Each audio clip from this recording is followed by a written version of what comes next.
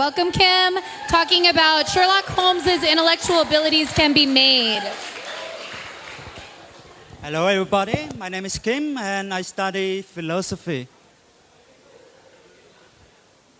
Basically, Sherlock Holmes. Why I'm so obsessed with Sherlock Holmes?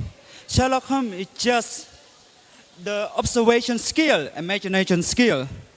It's just something that just for me to be obsessed with.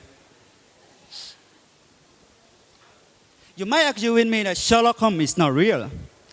But seriously, Sherlock Holmes is based on a true character. It's based on Dr. Joseph Bell, the grandfather of forensic science, and philosopher Oliver Holmes, who was the mentor of the creation of Sherlock Holmes, Conan Doyle. The limitation of my speech is that it's been the very first time that I have to force myself to be extremely concise. So this is the overview how I see his scientific method of Sherlock Holmes. It's about brain active, mindfulness, typical scientific method, observation, imagination, and deductions. So how could Sherlock Holmes optimize his brain so much that it's very easy for him to be focused, memorized, and imaginative? Is that he knows what he wants.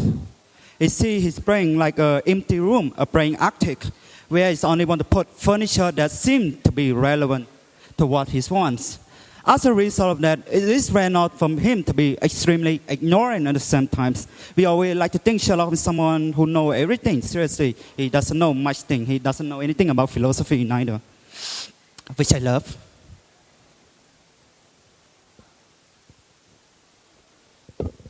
So what really defines his ability to be so attentive, to be so memorizable, is that his ability to be mindful. What is mindful? Mindful is just a determination to put your attention in the moment, what you really want to focus on.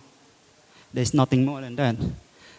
What link between observation and mindful is where you intake informations. For me to intake the information, this is a lemon, I think it's sour and it's look old. I have to be extremely attentive to what am I looking at. Sure thing, it's still very old. And this is the elaboration, how does it observe?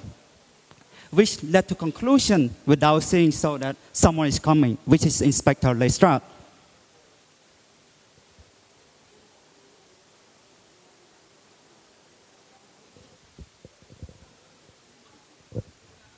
Okay, how would I suggest everyone, including me?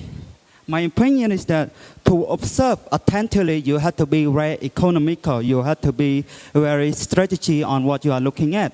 Basically, Sherlock Holmes, based on his experience, he really know what type of detail that might seem to be relevant. And unlike many of us, he take time to digest it. He take time to look at it attentively. If you know what I'm saying, between the picture once and the last picture. Many times we thought we seen something, but we really don't. That makes us a very bad listener, actually. At the same time, he's also taking time to digest it. He don't just memorize everything. He doesn't have attention to do that. He have to take note. Maybe I will do my homework. Maybe I should look back. Maybe there's something more might be relevant. He also know how to take a step back. He also know how to stay quiet. He also know how to rest himself.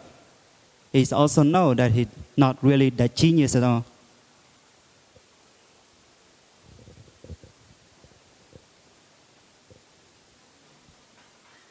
And this is where the real hard work is, imagination. We don't like to see Sherlock Holmes as someone very imaginative, but in my opinion, he's someone extremely imaginative. He's very careful with the data he's collecting. He consider all the data he's having and produce idea and try to make sense out of it. You might think that imagination is not rational, but to me, imagination is always rational as long as you consider all the data you are collecting with. It's not just something out of fantasy, out of the blue. You have to have your data. You don't make brick without clay. You need clay to make brick, if you know what I'm saying. So how would Sherlock Holmes use imagination by the way he's observing something? If you told him that there's a man dying of heart attack, from his imagination he can see beyond the facts. He might think that it's a man who died of heart attack, might be poisoned to lead to heart attack.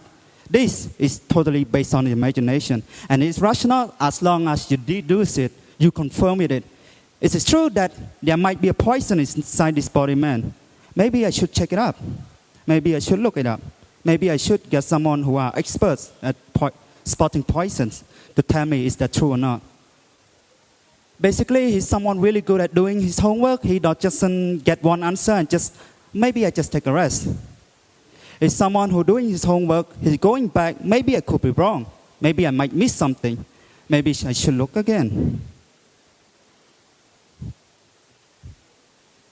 And it's a continuous feedback loop. So how would I summarize? Brain activity is nothing but your resources of your attentions and your memories. And he is someone very determinate. He's very mindful of what he's looking at, which led to observations. And he tried to build ideas out of what he just observed. And he's confirming it. Of course, let's just admit it. We're just a human being. We make mistakes. We are sensitive. We are impulsive. We make quick conclusions. We say shit stuff that might hurt people's feelings. So yet we still can learn. We can be patient. And